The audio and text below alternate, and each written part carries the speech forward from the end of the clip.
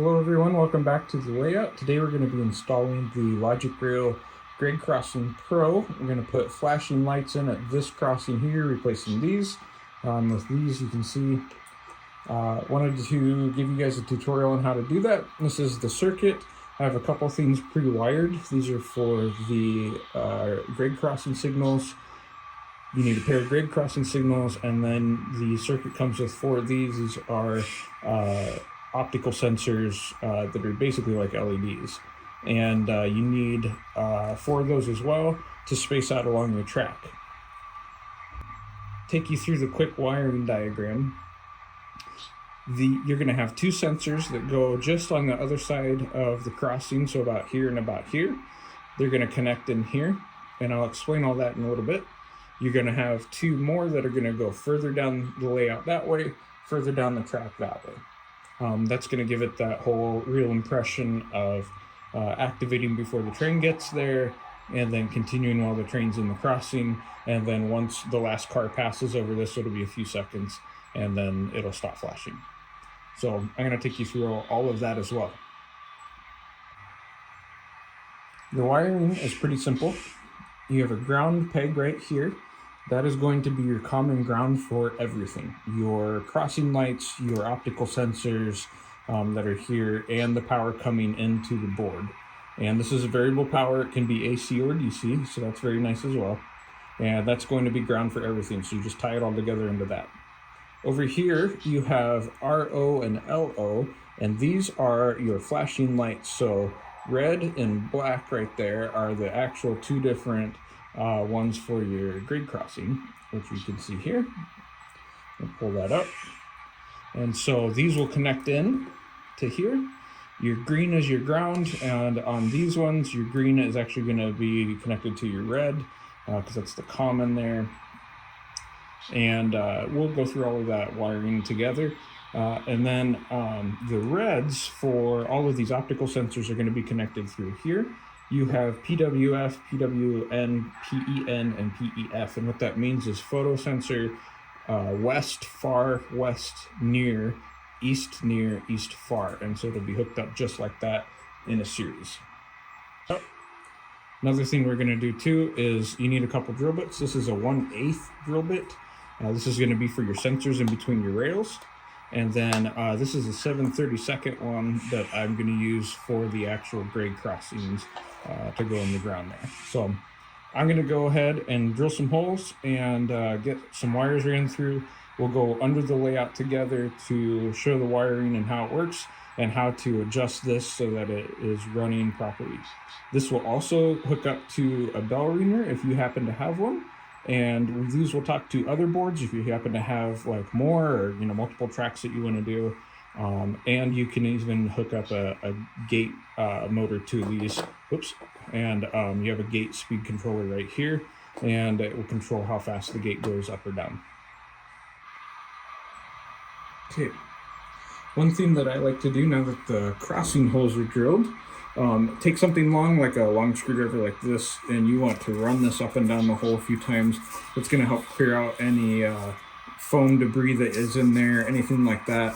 And then you can take a look over and see if it's clear, which I did it off camera, so I know it is, but it's always good to double check. And then I always have the best luck doing this individually, so I'll usually grab just one of these, kind of gently try to straighten it out as best as possible, and then just feed it down through the hole like this, just kind of nice and gentle. You'll feel it snag on the side, and it will take a few attempts, and then once you come out the bottom, you'll have all 3 in the bottom right there. That one's not working very well.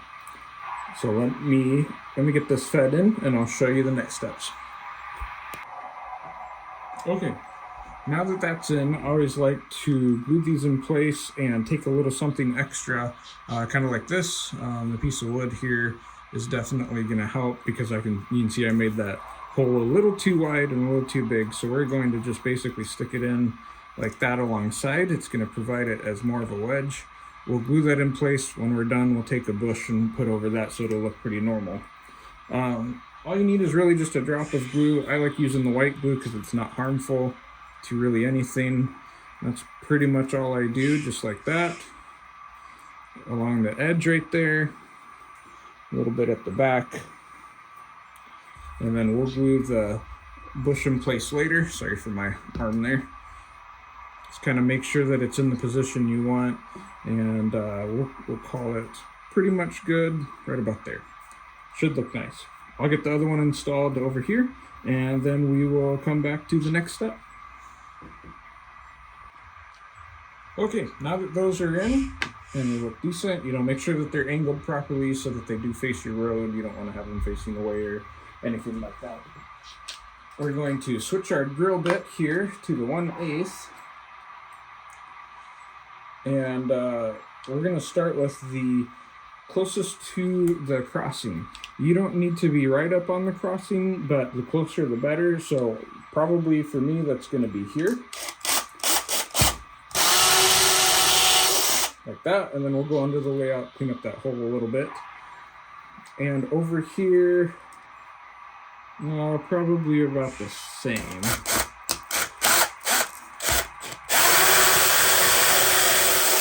Just like that. Now when we do the farther apart ones, what we want to do is go about 15 seconds in either direction, because that's about the proper speed of when you should be blowing your horn for normal track travel. So if this is a yard area, then you're going to go a lot closer. If it's a main line, you're probably going to go further out. So like I said, that's going to be kind of out over here, which is off camera, and then probably over here, here, let me tilt up a little bit, probably just past the set of green cars over there would be my assumption. So I'll get those drilled here in a second, and then I'll show you how we drop those sensors in, and then we'll go under the layout. Okay, so one thing I forgot to mention, these, just like any LED bulb, are going to need a resistor. So there's a resistor right here for that same reason. And then I have these obviously soldered together. So what you're going to do, you just need short wires. And by your front ones, you're going to put your board pretty much underneath your crossing for ease of finding it. There's really no reason to put it further apart. And I usually twist the ends together like this. Sorry, kind of blurry there. And then I just feed it straight down to the hole you drilled. I have a helper helping over here, just like that.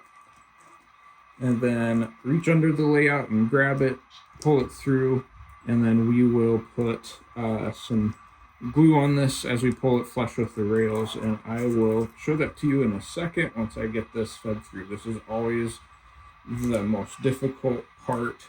You can see I'm just going to kind of add some extra twist to the wire like this just to keep it straight and rigid. Try that again. Anything that's slightly bent like that was just a second ago, it'll cause it to go off and catch the foam insulation board instead of actually go down. There we go. Okay, so when we do this, we want this to be flush with the tops of the ties right there. Pretty much like that. And then that will work. I will show you, I'm sorry, you guys can't see that very well.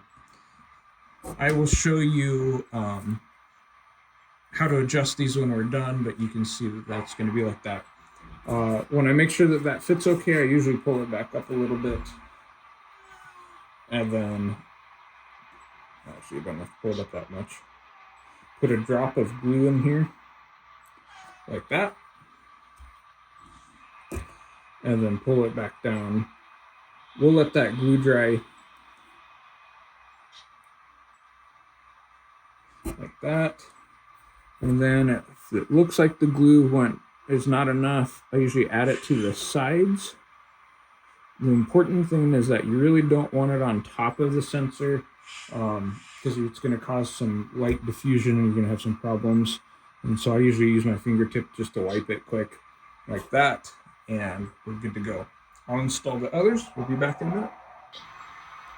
Okay guys, next step, now that we're under the layout, and please don't judge how messy it is under here, is you want to start tying all the negatives together. So I have, you can see I have the one from the far distance coming from over there, the two close ones right here tied in. Let me grab the far one from over here. Pretty sure that's this one. Should use the same color code. Yeah. We're going to tie that all in because those are all going to be common ground. Just like that. And I apologize, I think that's behind the pole right there so you can't see it. Let me move. There we go. So those are all common grounds. We're going to have to remember which one's which. I'll show you that here in just a second. In addition to that, I already have my circuit board down here. Make sure you can actually see this. Let me do this. Let me move the camera. Sorry for all the movement, guys. There we go. We also need to tie in that ground. So I have the circuit board down here. And then we're going to have to tie in the power ground.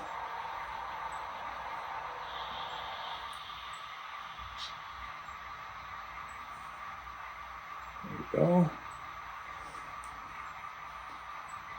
And let me run power wires here. So I don't know if you can see it in the very back. Yeah, you can, right over there. That's a power distribution block. So I'm basically going to run a positive and negative from over there to here. And that'll probably be just about right for where I want to put this. It's okay to have a little slack.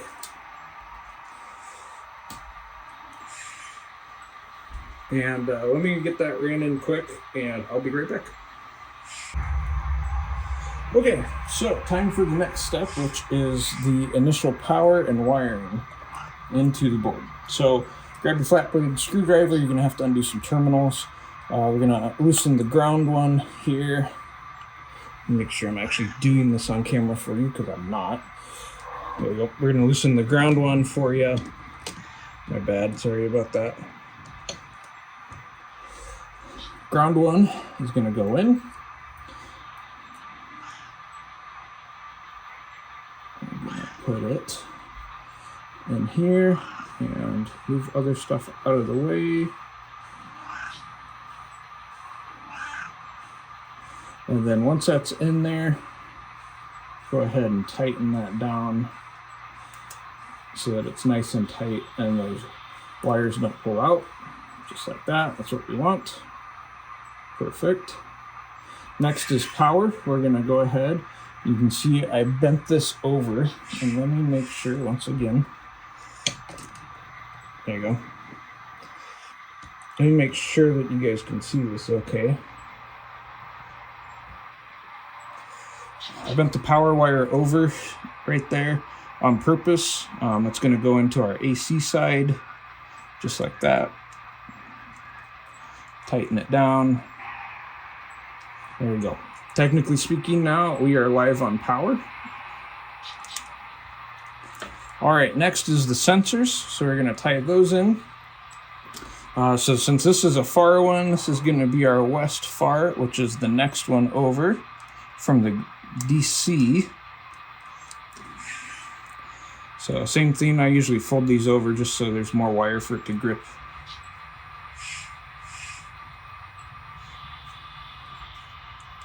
Tighten that down.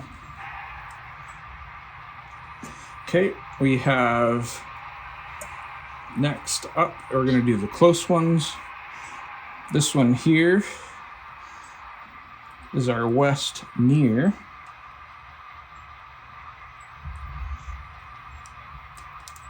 Which is this one.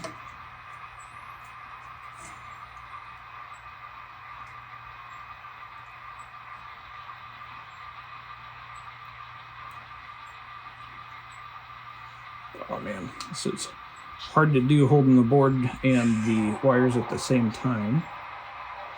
There we go. We use some fingers to help steady it there. Okay. East near is this one. That's going to be second to last here.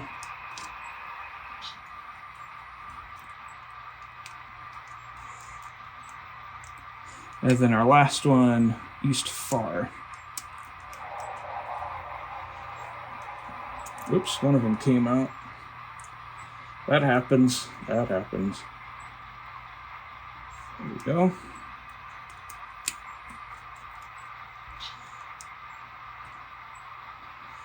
That was west near that came out. My bad on that one. I had a feeling that was the one I was fighting just a second ago. Let's redo that. All right, nice and tight. Quick little tug on those shows that they're not coming out, which is good. And then technically speaking, if we were to hook up our crossing lights now, we should probably be seeing something work. Let me get these plugged in.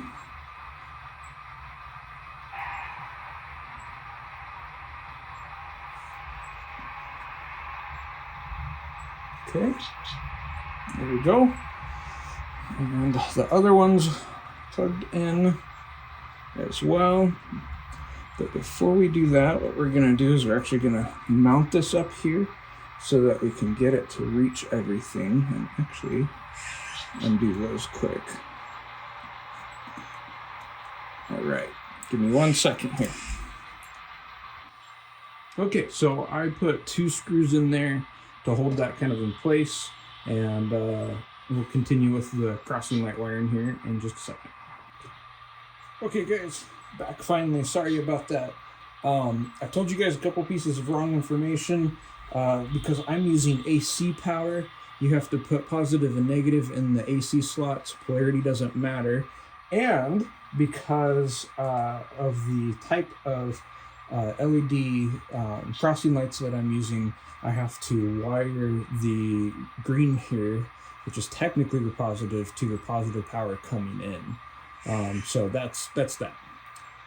Next step, now that that's working, is I'm going to show you on the board right here 2 little dip switches. This one and then a second one. The second one just controls if you want it to have like a fade in or out effect as the light flashes, which I like having on. And this one is the programming one. So the best way to do this is use the tip of a flat blade screwdriver, kick that into programming mode. These are your 4 sensors. You're going to want to start and turn all of these down, which is to the right from the direction that I'm facing, like this. And then this red light is going to light up when they're sensing too much or too little. So what you're going to do is start with the 1, and you're going to twist back the other direction until that lights up, and then you want to back off until it just stops like that. Go to the next one, light, and back off. Light, back it off, and then finally light, back it off. That's going to set it up for your normal lights within the system. And so now you can take it back out of programming mode. So just reach up here with your flat blade screwdriver again, click that back over, and you're ready to run trains and see what it's like. Okay guys, now that that's all done, let me explain how the sensors work. This works like a real railroad. So over in the corner over here, we have a far one for trains headed this direction. Over to the left off camera, we have one for trains headed back. These 2 right here are the crossing protector signals, or sensors I should say. I don't know how to say signals. So basically the way it works is, over there, train's gonna trip. You have 30 seconds to make it to this one, if you're assuming your train is headed this way. If you don't, so if you park a locomotive here or stop your train here before the crossing, these lights will shut off after 30 seconds. If you do enter the crossing, then this sensor is going to take over, and this one's going to tell it when the train is done passing through the crossing and shut the lights off. So I'll give you a demonstration on that. Going to move the green car around, pass it over this far sensor. You see the lights come on. crossover, the crossing sensors. Train's clear, and see the lights turn off just like that. Okay guys, so to finalize the point here, I'm going to actually show you this with a locomotive, with a train, and it's a short one so you guys don't have to sit and watch a train forever. But I want to show this and so you can see what it looks like.